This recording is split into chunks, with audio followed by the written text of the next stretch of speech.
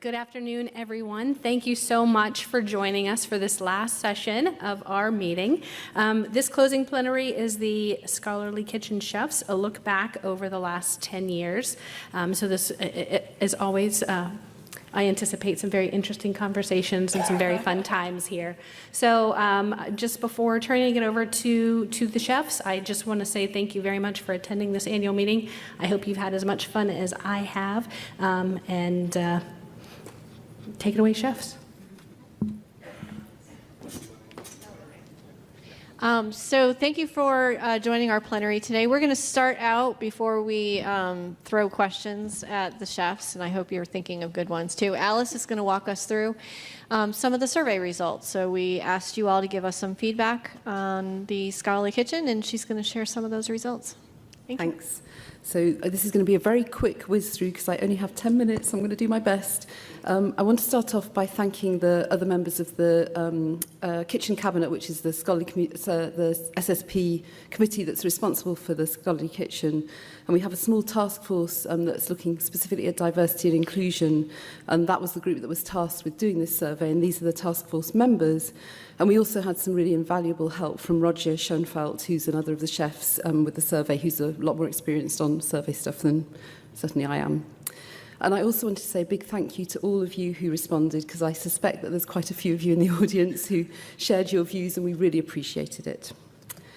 So I'm going to whiz through fairly quickly some demographic stuff, largely because, although it's really important, I think to a great extent, the demographic information that was provided very much reflected both what we know about readership of the kitchen and also about the composition of our community as a whole. So where are you located? Overwhelmingly, US, Canada and Europe, and actually possibly Europe was a little overrepresented, if anything, in terms of the responses. And then we did have some responses from the rest of the world, but also we're much less well read in the rest of the world. So the chart on the left is the survey respondents. The map is from our sort of Google Analytics for the kitchen itself. In terms of organisation type and role, the largest representation there was publishers, universities, which was primarily librarians, and to a lesser extent associations and other non-profit organisations.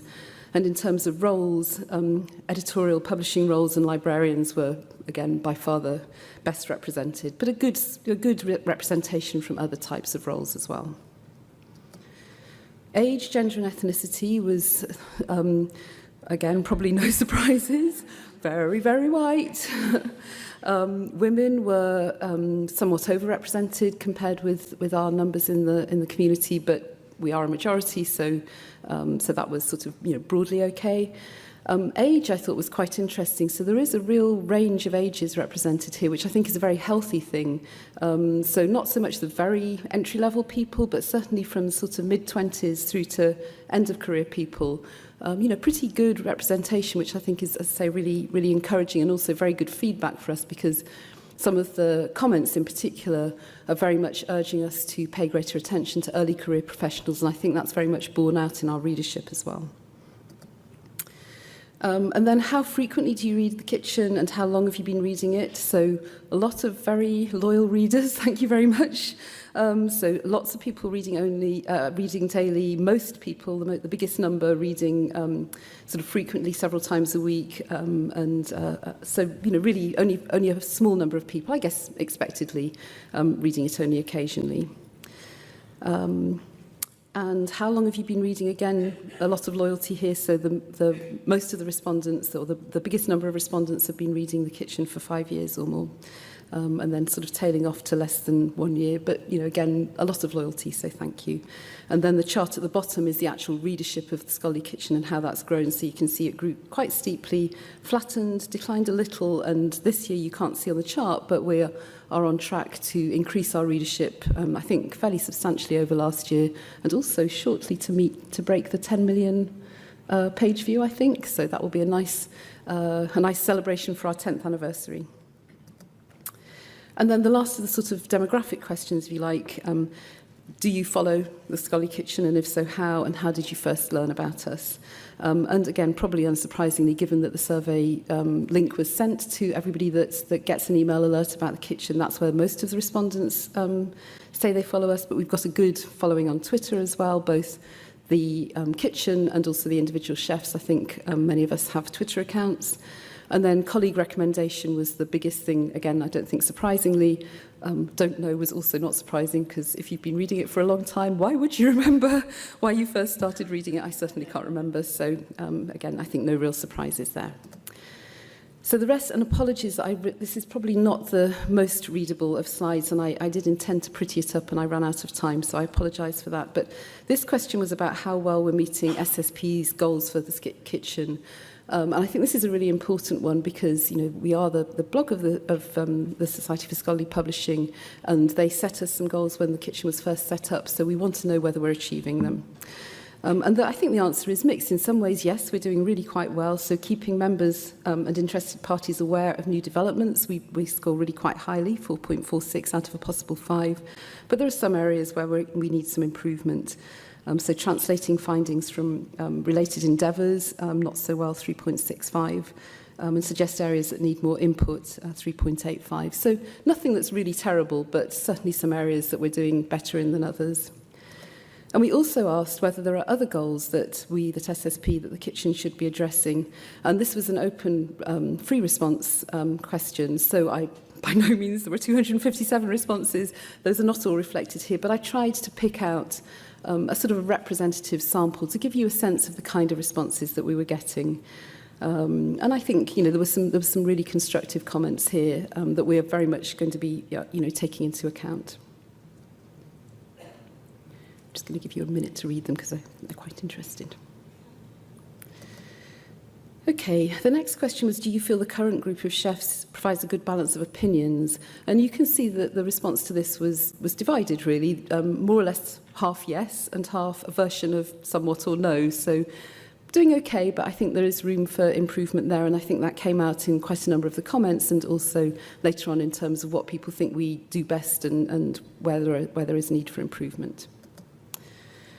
And leading on from that, how well does the kitchen represent the people, organisations and views? And again, I think there will be, this is again not terribly readable, but also probably no huge surprises here. We scored best on diversity of opinions and diversity of institutional perspectives, although in the comments a number of people commented separately, but both that commercial organisations are overrepresented or underrepresented. So, there was, maybe that means that we're really kind of broadly getting things right.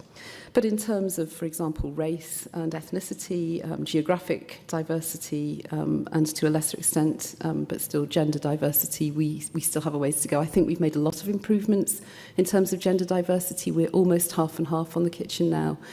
Compared with, I think when I joined, I was one of 2 or 3 women chefs. So we've definitely made progress, but there is more we need to do across all these different forms of diversity. Commenting was something that we wanted to find out about, because that's really one of the important ways that, part of the point of having a blog really is to create this sort of forum for engagement, so that people, it's not just us putting our views out there and pontificating. There's an element of interaction, and we can hear from all of you about what you think, and we can have some dialogue almost in real time among our community about our opinions and our perspectives on different topics. So we wanted to find out what you think about commenting.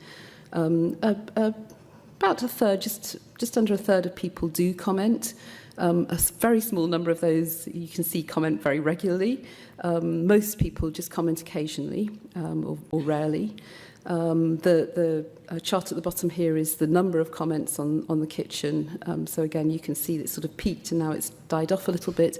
And I think to the point about how often people comment, it's probably no surprise to anyone that we know we have a number of very frequent commenters, and I think arguably one of the things we should be looking at is making the comment section more inclusive and welcoming. And that came out in the feedback as well. This is why people say they comment. The most popular answer, thankfully, was because I feel I have something useful to say. I guess, not everybody may agree that that is the case, but that is at least why people feel they're commenting, which is a good thing. And in terms of their experience of commenting, most people, the vast majority, felt it was either a neutral or a positive experience, and there were some nice comments about how chefs had responded in quite a personal way to some people's comments in a positive way, which were appreciated. But some people had certainly had a negative or a very negative experience, and that's obviously something we want to fix. And then why don't you comment? So preferring not to comment online in general was by far the biggest response there. And a lot of people added sort of free text comments to the effect that either it was difficult because of their organisation, they didn't feel that they were kind of permitted to comment because of their affiliation with their organisation or whatever. But there were also quite a large number of people who either don't feel sort of confident or comfortable about commenting, or indeed feel intimidated either by the sort of the comments section or by, you know, one or more of the individual chefs. So again, I think this is an area for improvement. And there were a lot of useful comments here. I haven't got time to share them, but I should have said we will be making the data publicly available in the next few weeks. What's the best thing about the kitchen? I really wanted to share some of the comments here, but I'm short of time, so I haven't. But there were some really nice comments here, and quite a lot of them said a version of that they were only allowed, respondents were only allowed to check one of these boxes, and quite a few people said, I would have checked all of these, or I would have checked at least this, and this. So a lot of really nice positive stuff here. But diversity of opinions, in terms of it being the best thing we do, was very much the worst aspect, but on the positive side, the quality of the authors and posts and the relevance and timeliness of posts, which I think are both really key things for a successful blog, were rated very highly. What would you change about the kitchen? So again, I'll pause and let you read some of these comments. Again, I've tried, there was a lot of comments. I think there was well over 150, 200 comments here. I forgot to put the number on, I'm sorry, but I've tried to choose a representative selection. And I think you can see some of the things come out of here. Some of them were not a surprise. We knew that diversity is something that both SSP as an organisation and we on the kitchen are really actively trying to improve, and I think are making some progress on, as I say. But that still came out. I think there is a sort of tension between some commenters, some respondents who feel that, you know, the kitchen is very much sort of a bit old guard, a bit sort of, you know, too much, not backward looking, but in the present day and not forward enough looking, and others who feel the reverse, who feel it's fine just the way it is and, you know, don't change it. I do think there is this issue of, you know, being more welcoming, and I think that's something that we will be working on. And one surprise, I think, to me and probably to a number of the chefs was complaints about, why do you publish daily and why are some of the posts so long? We're like, well, I think that's what we're meant to be doing, and some people like it, at least. You know, we've got lots of people who are reading it every day. You don't have to read it every day. But anyway, that was certainly a surprise to me, that was one of the not strong themes, but certainly a theme that came through. So then on to how valuable is the kitchen and how likely are you to recommend it to colleagues. So I'm happy to say that the answer is that most people find it, that really the vast majority of people found it either fairly or in most cases very valuable, which is wonderful feedback to get. Again, we do have a small number of people, relatively small number of people who don't find it valuable, and it would be great to find ways of reaching out to them. And I think some of the really great comments and suggestions that we got in the last question, which I'll talk about in a minute, will help with that. And we did this Net Promoter question, and I realised that Net Promoter scores are a controversial topic. I am by no means claiming that they're the bee's knees, but it's one way of looking at you know, how valuable people find your service. And we had a Net Promoter score of 33, which means, you know, 0 is completely average, like, you know, nobody either loves or hates you. So 33 is, you know, relatively strong on the positive score. And then the last question, which I know David in particular, but I think all of us found really valuable, and we had a huge number of contributions here, was about suggesting additional topics and contributors for the Scholarly Kitchen. And that the responses we got included quite a lot of named individuals who I suspect will be on the receiving end of requests from one or more of us going forward, some great suggestions about topics to cover, some sort of more general themes, you know, have more early career researchers, have more research, early career professionals, have more researchers was a very strong theme. Can we find ways to get researchers to write for us? So lots of great contributions there. Thank you. And then in terms of next steps, so we are going to do some additional analysis, and Roger, based on the demographics, so this is the kind of high-level basic analysis. We're going to dive down and sort of look at, by gender, by race, by geography, and so on, what people's opinions, perspectives on the kitchen are, and we'll be sharing that information over the summer. In the meantime, we'll publish a sort of high-level post about this based on this presentation, probably in the next week or two, and share the data publicly then, but obviously in completely anonymized version, and not including the responses to this last question, because a lot of those were, it was very clear who the individual, they were either named or it was clear who the individuals suggested were. In terms of sort of the more formal next steps, I guess, we did discuss the results at the board meeting this week, and as a result of that, one of the things we're going to do is to revisit the SSP's goals for the kitchen, so look for more on that, and there's also going to be some additional follow-up via the kitchen cabinet. I think there is a real commitment both on the part of SSP and the chefs to continue to increase diversity. We are already have published a huge amount more guest posts recently, as you've probably noticed. I think, David, we've published already more this year than we did in the whole of last year put together, and last year we published more than we did in the whole of the year before put together. So, we are really making some great strides there, and if any of you have suggestions either for writers or topics, or if you want to volunteer yourselves, I think get in touch with any of us. I think really enjoy shepherding guest posts through. We're looking at potentially having kind of section editors, so in response to this idea that it'd be good to have more posts directed at early career professionals or more educational posts, we may look to give people actual responsibility for that. And we'll also be looking at the suggestions from the survey in more detail. And then last but not least, we do want to find ways to ensure that comments are more respectful. So again, we started to have that discussion at the board, and I think that will continue to be the case. And then finally, thank you so much to everybody who participated. We really, it was a long survey. Almost everybody completed all of the questions, which is quite unusual. We had 777 responses, and I think 650 or so of you made it all the way to the bitter end. So thank you very much. We really appreciate your feedback, and we will be looking carefully at it and implementing it in consultation with the board and the kitchen cabinet.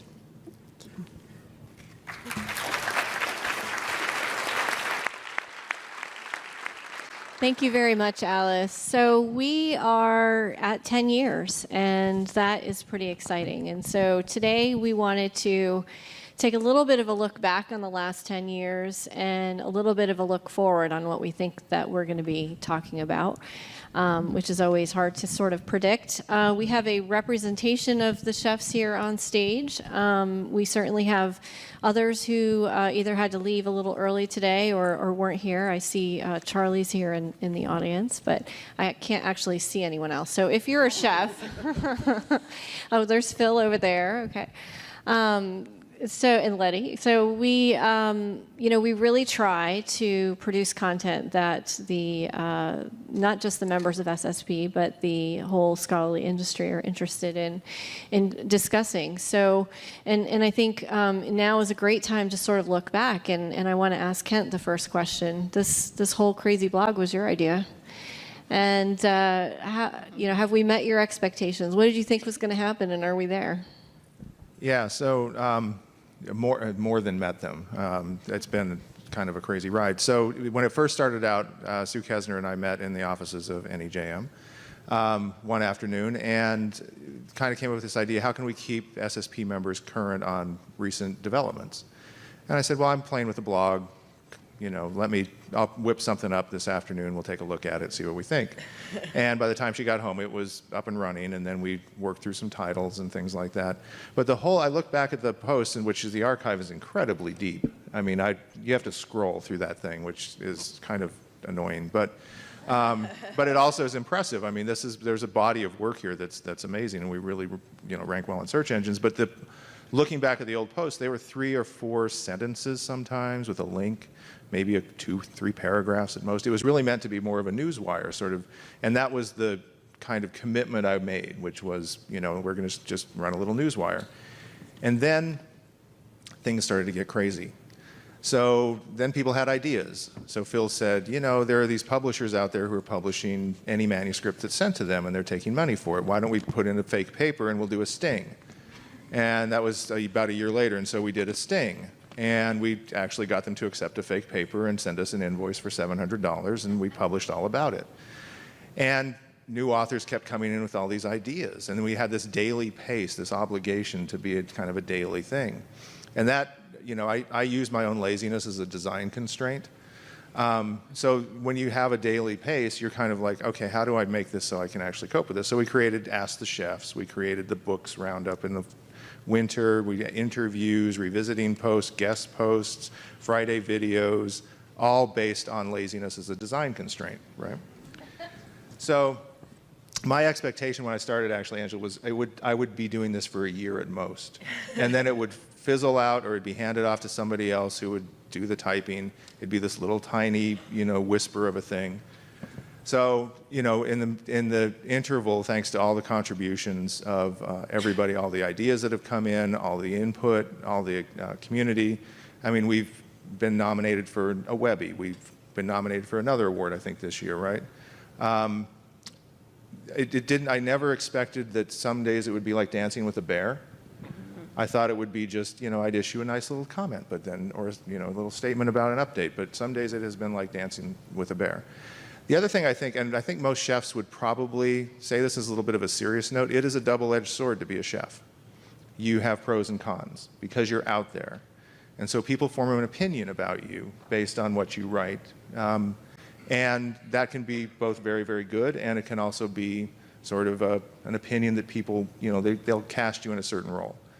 But I think overall, it's exceeded my expectations tremendously. It's been great to meet all the people who have become involved with it and to get to know you as friends and as colleagues. And I just never imagined it would have such an effect that 10 years later we'd be up on this stage with our own graphic and, with all these wonderful people. So it's been terrific. Thanks. Thank you. We've certainly seen a lot of change over the last 10 years, and, in our industry and even in the blog. And yet some things feel a little bit the same. David, you have a really good bird's eye view of what's going on as the editor-in-chief of The Kitchen. So, what are you surprised about anything that sort of stayed the same? Well, you come to a meeting like this, and it becomes so incredibly obvious that we are in this state of flux. There's really a feeling that the whole scholarly communications landscape is sort of on the cusp of major changes, but I'm not really sure what on the cusp means. Are we talking internet timescales where everything's going to change right away? Are we talking evolution, slow incremental change? Are we talking geological timescales, or are we talking even slower academic timescales? So, and again, it may prove to be, there's the famous Hemingway line from The Sun Also Rises. Bill asks Nick, how did you go bankrupt? And he says, 2 ways, gradually and then suddenly. So, as we move into the future, I wanted to think a little bit about the past. Where have we been stuck as a community? So I wanted to go back and look at the first couple of years of the Scholarly Kitchen and look at some of the posts and think about, the more things have changed, what has stayed the same. A lot of the subjects that we were still writing about in recent days were there in the first year of the Post when it was just Kent and Phil. And I think that tells us, one, about the slow pace of academia, but also that a lot of these problems that we're trying to address are not easy problems to solve. If there's a quick and easy way to fix it, we'd have moved on from it. It's complex. There's still a need to figure out solutions for a lot of things. So here's a headline from 2009 that might resound with you. The impact factor, a tool from a bygone era. So remember, Dora was 6 years ago. So, are we really any closer to getting rid of the sort of pernicious effects of the impact factor? In 2008, 2009, we had posts about the flaws in the impact factor, potential alternatives, questioning the meaning of citations. Do any of these things mean anything in the humanities, for example? Open access has obviously progressed a huge amount over the last 10 years. But again, you go back to the early kitchen. The first year, there were articles about, well, are there going to be, does gold open access create barriers to authors from developing countries? Is a flip to OA going to cost some institutions more than what they're paying now for subscriptions? There was a post that I was surprised to see that talked about how more articles are made freely available in subscription journals than in repositories, which there was just a study from the Unpaywall people that said the exact same thing 10 years later. We had posts in that first year on piracy, privacy, bias against authors from developing countries, what effect the archive and this thing called preprints was having on physics journals. When I first came in, one of the areas I was really interested in was social media, and we'd long at that time been hearing about we're going to come up with MySpace for scientists, and then I think by that time we'd switched over to Facebook for scientists. And at the time I came in, it was all about science blogs. You know, basically every researcher is going to be blogging their results, journals are going to go away, it's all going to be science blogs. And you know, since then we've been through a lot of different attempts. We've been through FriendFeed, we've been through the Nature Network. None have really stuck as this central meeting point for the research community sort of across the board. And we have seen some successes in niche areas. You think of things like Mendeley for reference management, or ResearchGate, which is sort of a fusion between LinkedIn and Napster.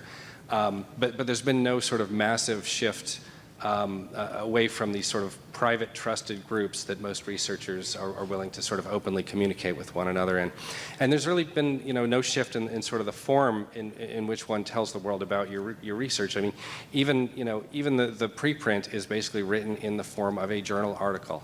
So, you know, that's been fairly constant. And it reminded me, there was one other headline that I wanted to mention, which was from an early article that the headline was basically "Culture Trumps Technology," and I think that's been a key to a lot of why things haven't sort of caught on or changed so much, is that so much of what's being done is, well, if you guys could just change the way you do your research and communicate and use this tool instead, it'd be great. And I think I think that's a subject worth thinking about and revisiting, and thinking about how can we do a better job of listening to the researchers and really meeting their needs instead of expecting them to do what you know, what meets our tools needs. That's great, and it's giving me an idea that when you send out an email on Sunday saying that you need posts, that I should just go look at the archive and rewrite about something that we've already covered. Treasure trove of activity. One topic that we've talked about a lot that you mentioned as well is peer review, and certainly this is an area where we've seen a lot of experimentation and new models around peer review, and something that's really excited to look and see, and then, you know, to try to figure out what kind of empirical data we can get from these experiments and what's going to work and what's not going to work. But we've also had the opportunity to sort of look at where some of the deficiencies are. Robert, you recently wrote about biases in peer review, and talked about some of the challenges around, you know, historically looking back on what may have happened. And actually that kind of ties in with our first keynote about, you know, those that were invited to participate in research and those that were marginalized. What do you see as opportunities going forward for eliminating some of these biases in the peer review process? I mean, peer review is one of those topics that you could argue we've been talking about for decades. Mm-hmm. But and the current, and peer review is also, it's not just about the descriptor of the quality of what an author writes, but it's actually a symbiotic part of an ecosystem. So a reviewer is a part of an ecosystem that comments on the validity of an author's experience, and the author actually can learn from a reviewer and make their paper better. So in the current climate, peer review emerging and as they are evolving, and I wrote in the article about various different new forms of new models that are emerging and possibly applicable to the way we think. But the reason why peer review should be discussed now, the trigger is really implicit bias. There's gender bias. There's the bias of when you see an author from an institution that may not be an R1 institution, or an author may be from a region that you might make an assumption about whether that author is, you know, a good or a bad author, and that implies something about the way that a reviewer behaves. I know at my organization, the American Mathematical Society, I was looking back through the records of what we have as an executive committee board of trustees. What have we done since 1880, you know, in terms of discussing peer review models? And we've just been doing single blind the whole time. And single blind, as I'm sure you know, is where the author is known to the reviewer, but not vice versa. So should we be having a discussion about models that actually can hide effectively and double blind perhaps, effectively both the author and the reviewer? Is that going to make a difference? I know that in my organization, I think we need to have this discussion at a governance level among our community about how we best tackle implicit bias in peer review. I can predict the responses. There are going to be plenty of people who say, oh, well, we know who everybody is anyway because they've been writing on the archive, or we can tell from our reference lists. It's perfectly transparent, so why do we even need to worry about double-blind review? But the fact is we haven't had this discussion. I mean, it's a perfectly reasonable outcome to say we don't want to do double-blind if there are specific reasons that lead in that direction, but not to have the conversation is a form of bias in itself, I think. And so that's why I wanted to write that particular article, and then partly also just to explain what some of the various peer review models that are emerging. For example, there's, I'm a fan actually of trying double-blind review, and I know that the Institute of Physics Publishing, IOPP, has tried a recent experimental pilot, which got discussed in the article, but also in the comments. And it's been an interesting exercise just to see what the take-up is and what effect that it has on authors, particularly on authors from other parts of the world, feel about how they're accepted and what their response is to single-blind and double-blind. But the other kinds of models that are out there, and I'm actually going to ignore the open review at the moment, but thinking about transparent review where you might continue some of the blinding practices but put up the reviews themselves as part of the published record, the correspondence that goes along with those reviews. That strikes me as an interesting way to think about review. And also perhaps it helps solve some other problems. Perhaps if you have a complete record of the reviews and all the correspondence and so on with the published article, perhaps you're also heading away from the predatory publishing side of things where, and there are plenty of rather predatory and unpleasant practices from publishers that pretend they've got some review practices going on. In fact, they don't. So I don't have any answers at all. I wish I did. In fact, That's why you're going to keep writing on this for... Right. And actually, I do view my role as a chef not to have answers. I want to be able to sort of try and describe what the landscape looks like on a topic that interests me, perhaps explain some of the fundamentals about that topic, and then ask a question, maybe pose a few things, and then ask a question to the readership, what do you think? And we all have our own styles, but that's the reason that I wrote that post, and that's the reason, and that's what was on my mind. I wanted to think about peer review.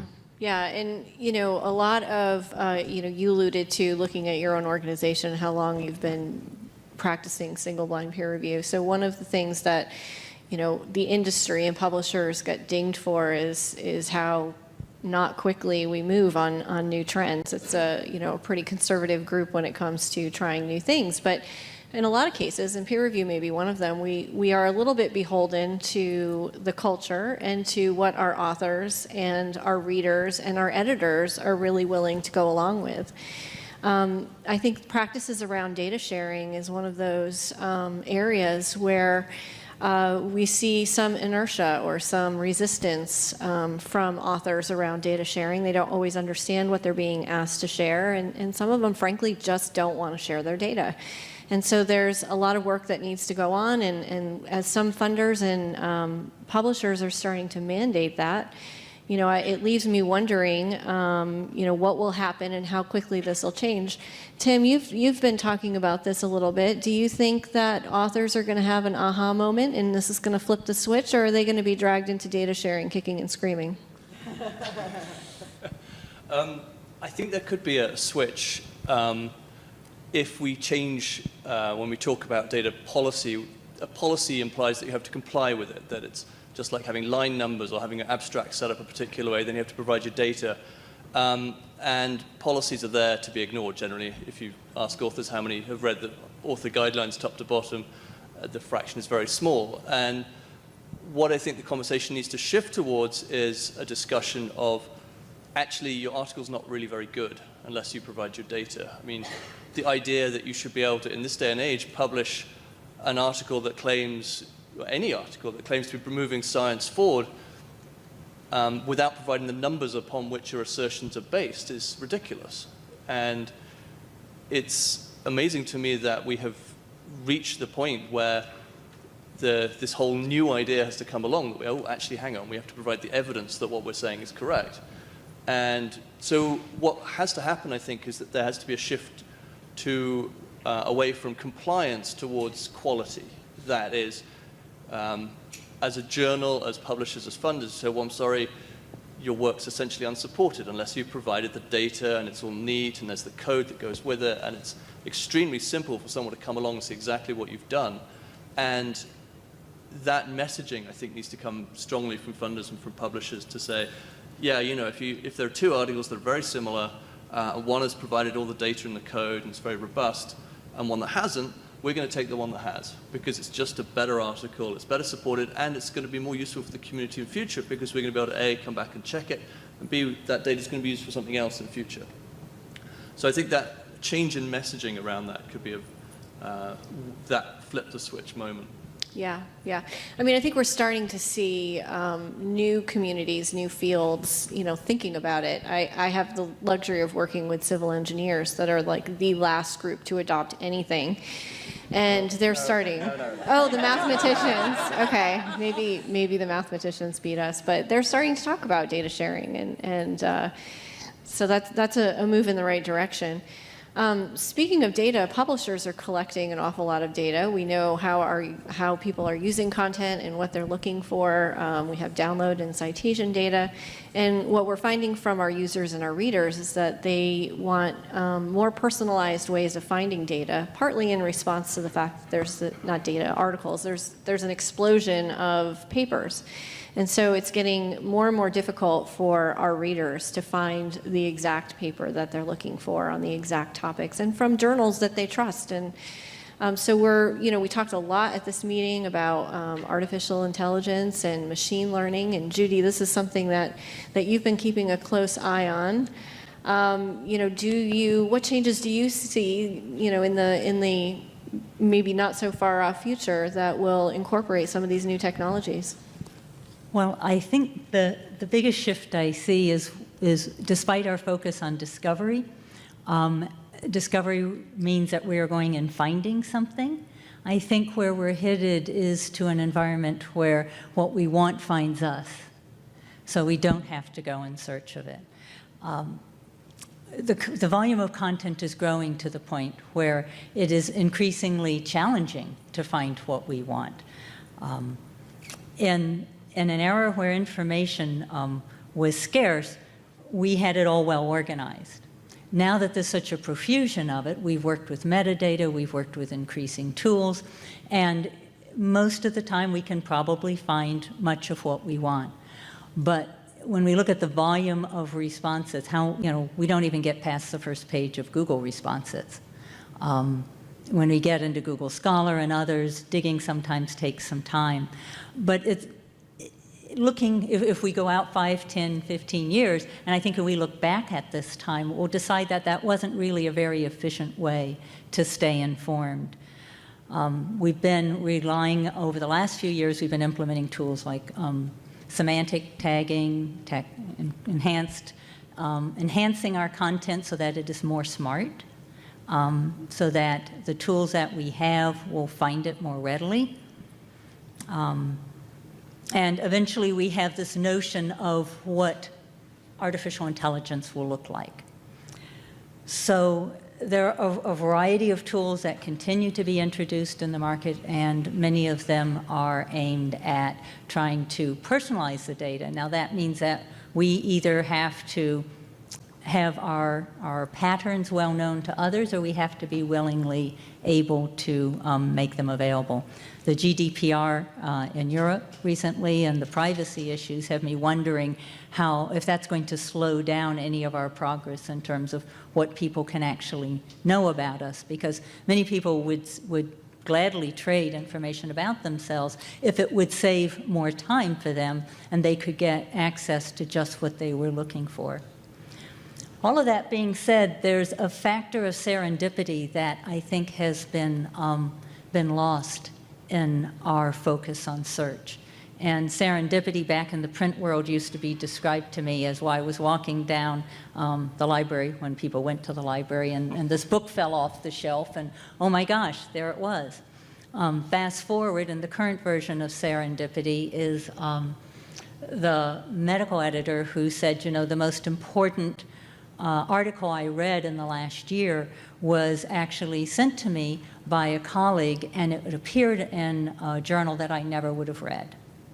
So we're having to rely upon our networks to help us find what we need, and those networks are what will, I think, become eventually the basis of an informed and artificial intelligence, one that that allows us to have some level of serendipity. And how I see this evolving, and I can't say it exists out there today or I even see the tools for it, but what I began to imagine, based on a couple of examples, how many of you may be familiar with Calexis? It was a product for a brief period of time, was acquired by Elsevier. And basically they created what they called, I think, thumbprints or fingerprints that, fingerprints, thank you, that represented the links in a co-author network. They had basically mapped all the authors of journals and starting in medicine, and they had identified the co-authors, and then they had these views of them that enabled you to see, you could zero in on one and see that network displayed, and then you could pick one of those co-authors, and that would become the center focus. But it basically showed where your network was. And what that medical editor was saying was, and content was finding him, that he was having to rely upon somebody in his network, that the smartness of the content wasn't enough. So if we take our network of people who know us and know what we might like and have that represented in some way technologically through data, and then we take the smart content that we've been developing and enhancing, and I think when we can finally bring those two together is what my view of artificial intelligence would be. Yeah. And you remind me that we could write a whole post on companies or initiatives that existed briefly before purchased by Elsevier. So, you know, some of what Judy was talking about with personalization or just being able to use our content in different ways and offering it up to users in different ways really depends on the infrastructure and how we are tagging our content and how we're producing our content. Todd, as Executive Director of NISO, I'm sure you have some thoughts on that, but you know, what are some of the opportunities do you see that are right in front of us, and do you feel like there's enough cooperation amongst publishers in getting there? Well, sure. No one likes it when you look under the hood, really. And there's a lot of our industry is really embedded deeply on the technology base that we are using. And despite people's belief that technology is changing every day and moving on and on and on, it actually takes a long time to get broadly adopted. And that, as David mentioned, the culture has to change. The culture of quality has to change. Your expectations need to change. And how you build those systems requires a lot of investment in time and energy. And it was about 10 years ago that the community launched its efforts to get EPUB off the ground. And here we are 10 years later. Some people are using EPUB. Most of us are still publishing in PDF. And we've trained our users, our patrons, the readers, to expect that. I think that's slowly changing, but we have done a lot over the last several years to expand our expectations. There was a great a slide from a presentation yesterday about author data and how the expectation of author data has grown, and what our expectations about metadata are, and how those things have changed over time. And we need to build into our community that infrastructure that supports that. It took ORCID a long time to get to where it is today. Setting up the system, we need an identifier, it needs to look like this, and here's the associated metadata. That is fairly easy. It's getting millions of people to use them. And that is the culture that we need to imbue, and that applies to research data sets. How do we as a community build the infrastructure to support these other forms of content? We can build those systems, but we still need to get the user community to adopt them and get the community, really. The big challenge with standards isn't agreeing on the technology. It really has to do with the culture. And part of the problem there, and we've been talking about diversity throughout this entire meeting. If this community isn't as diverse, the technology community is far less diverse and has serious problems with diversity, And how do we bring those issues together? How do we bring the community together to address some of these problems is something that the technology community needs to really work on and really address. Where we will be 10 years from now has a lot to do with who we're inviting into those conversations. Yeah. And what our expectations are. Mm-hmm. And that's only partially the questions of technology. And all of that sort of speaks to the end goal of improving the user experience around our content. Lisa, as one of our resident librarians in the kitchen, you're right in the thick of user experience. And you haven't been a chef for very long, but you've certainly put your stamp on provocative posts on the scholarly ecosystem.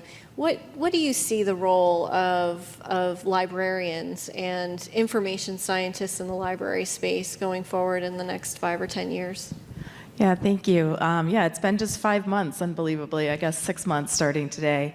The other thing I was just reflecting as I was sitting here looking at the same slide that you're seeing and thinking about the other chefs is I'm actually also one of the only chefs who is a practicing professor, researcher, somebody who's trying to get my work published by you all in these other settings. So I was thinking a little bit about how that also shapes my own sense of things, because I'm a journal editor, a scholar, and those sorts of things as well. But to stay focused on librarianship for a moment, one of the things that's been most interesting for me about joining the kitchen is the sheer number of people who have said to me, "You don't do collections?"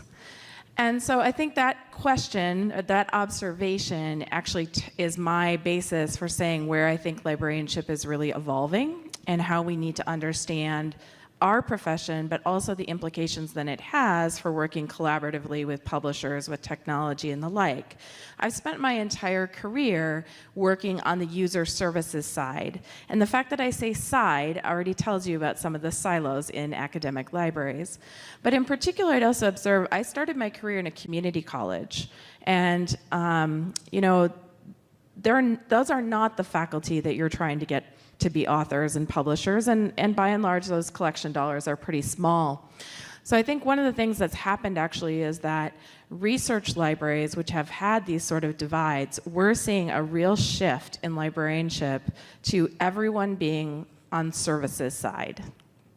Now, where you might focus as a services person is a little different, but particularly as the economics of purchasing have moved to large approval plans, large big deals, there's just not that many collections decisions the psychology librarian is making every year.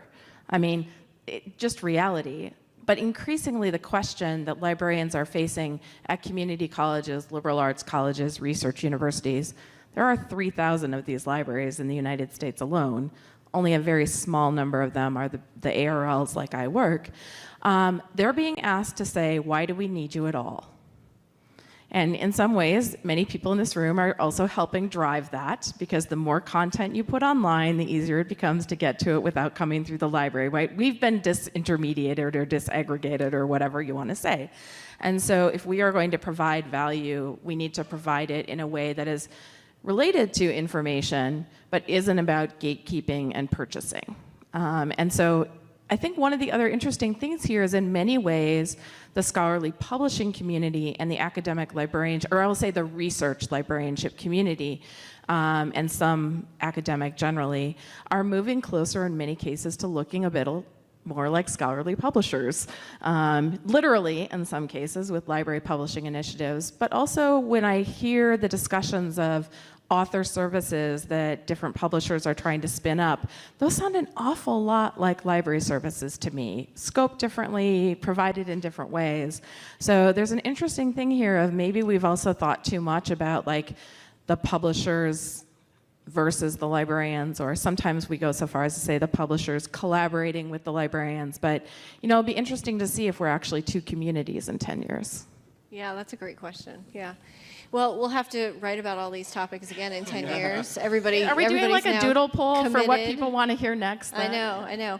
I want to thank you guys for answering my questions, but I also want to give the audience an opportunity to ask us any questions that you might have about anything that we talked about today or anything regarding the Scholarly Kitchen in general.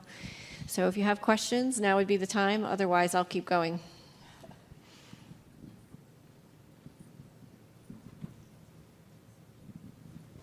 First of all, I want to say thank you, because I started in publishing like 3 years ago, and between the first interview and the second interview, I started reading Scholarly Kitchen, and I got the second job, so go figure. But my point about this story is, did you know that you were going to be important for people like me to understand and have a bit more nuanced answers and thoughts about publishing, or that wasn't a thing that you happened to thought about and it just became a thing? Well, I don't know. Kent may have a better answer since he started the thing. I think, when we first started, I guess as I said earlier, blogs were like the thing, and I guess blogs are old and boring and archaic at this point. But I sort of felt like it would be part of a landscape of things about publishing, and it also sort of speaks to our, we have this very sort of timid industry in a lot of ways of nobody wants to stick their head up above the trench. I don't know if Tom Reller's still here, but he's the guy who takes the heat for every publisher who's not willing to speak publicly about issues. I did a session with him. I can't remember which meeting it was, where he said the scariest thing in the world was if you don't have a public spokesman for your company. I am your public spokesman. So I expected, I think the Scholarly Kitchen has ended up being much more important than I expected it to be, because I expected it to be one among many, and it's turned out to be a more of a centralized point than I ever thought it would be. Yeah, I mean, that's great to hear. When we first started it was to just give people updates, and then laziness being my main design constraint. I found that I could figure things out if I wrote about them, and I think a lot of the chefs do that. And so it's great to see that we're at least communicating clearly enough that when people read it, they're kind of figuring things out too. And then, I think to Alice's point and the survey's point about making the commentary zone a little bit more welcoming will be, other people are trying to figure things out too. And I think sometimes we're busy and things like that, so we aren't as, we can be a little bit dismissive or brusque or, kind of, what are you saying? But, everybody's trying to figure it out. And I think we kind of need to kind of put that at the center of what we're trying to do. I just have a very quick comment, though. This week has been really interesting for me. I attended the early career panel. I was by far the oldest person in the room, but it's really, and having some really good conversations about how the kitchen should evolve and really reflect some of the real concerns of early career publishing professionals across the spectrum. And so I just wanted to let you know that we're really thinking carefully about that. And also, we do pontificate. And it's part of what makes us what we are. But also is thinking about just being a resource. I I think is really something I think is important. So that was all I wanted to say. I think one other thought in this regard is, over time, as the kitchen has evolved, it's also changed, I think, how we as authors in that community are reacting. And it's interesting to reflect on when I first started, I think I did my first post in about an hour and a half, and Ken's like, "Oh, you're in."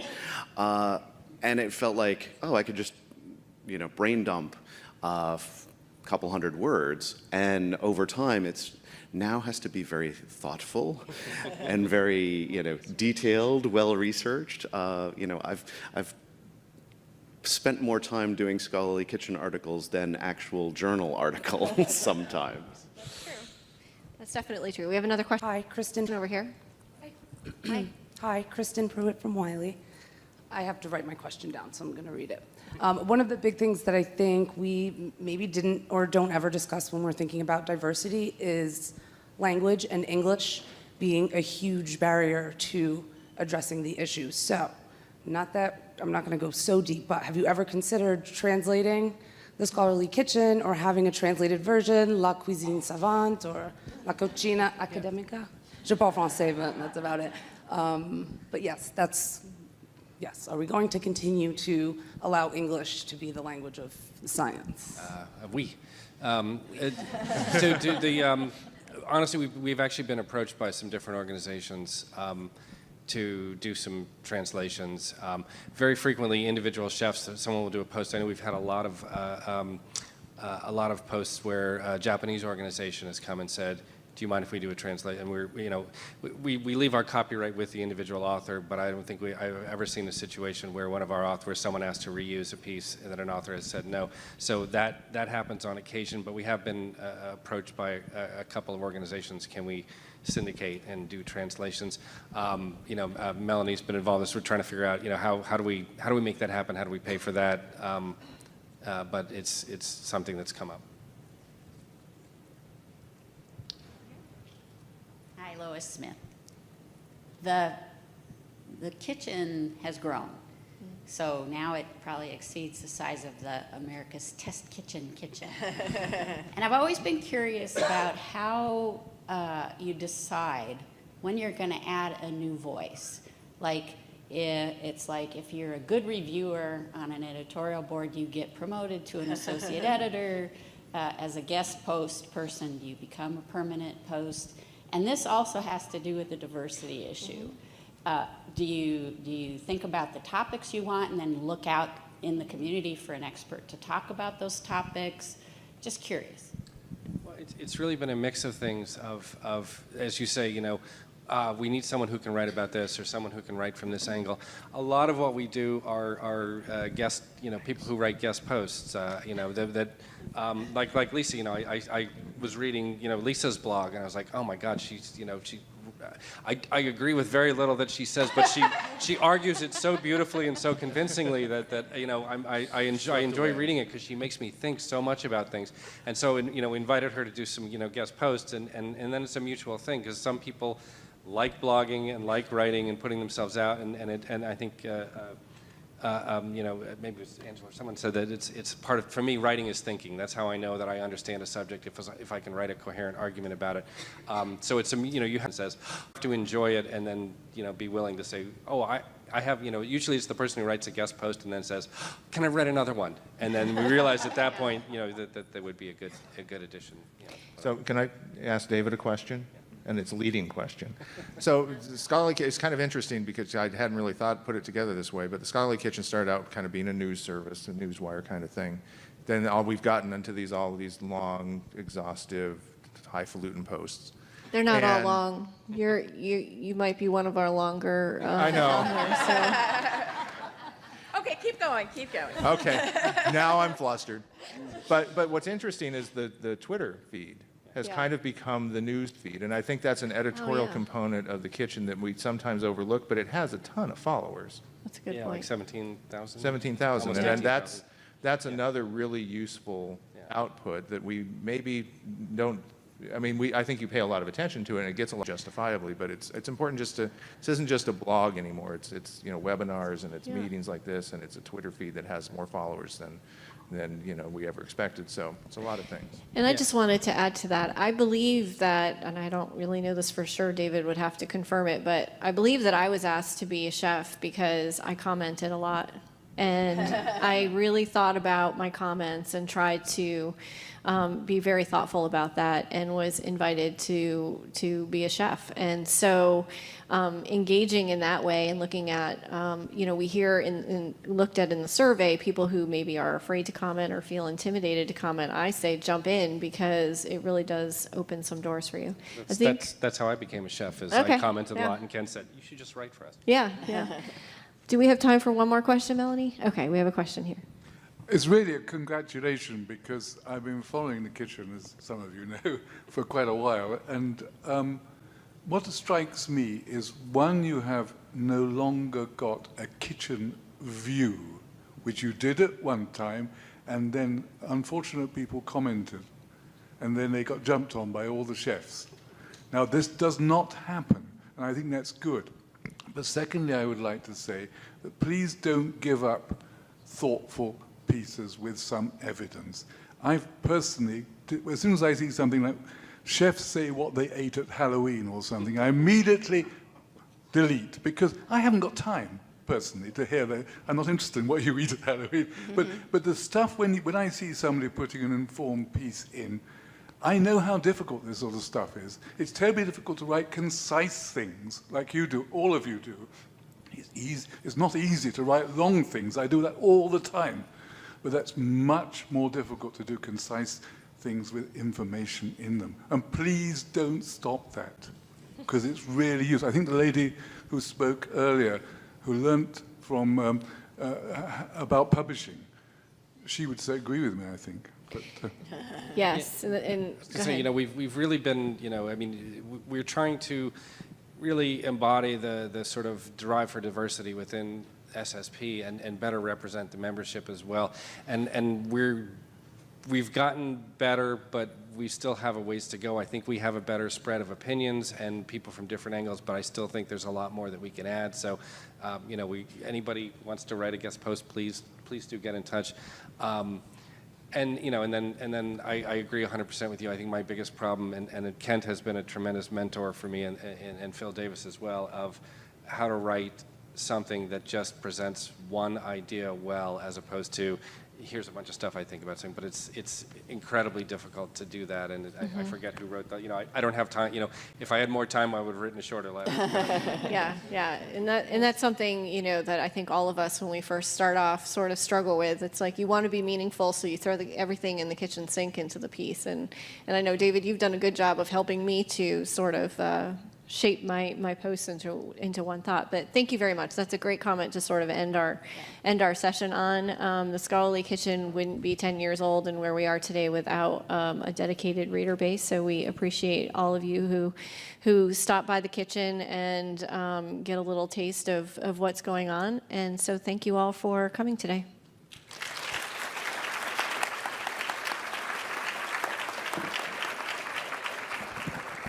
Thank you so much to all the chefs in the kitchen, not just those that could be with us today, for their time and their insights.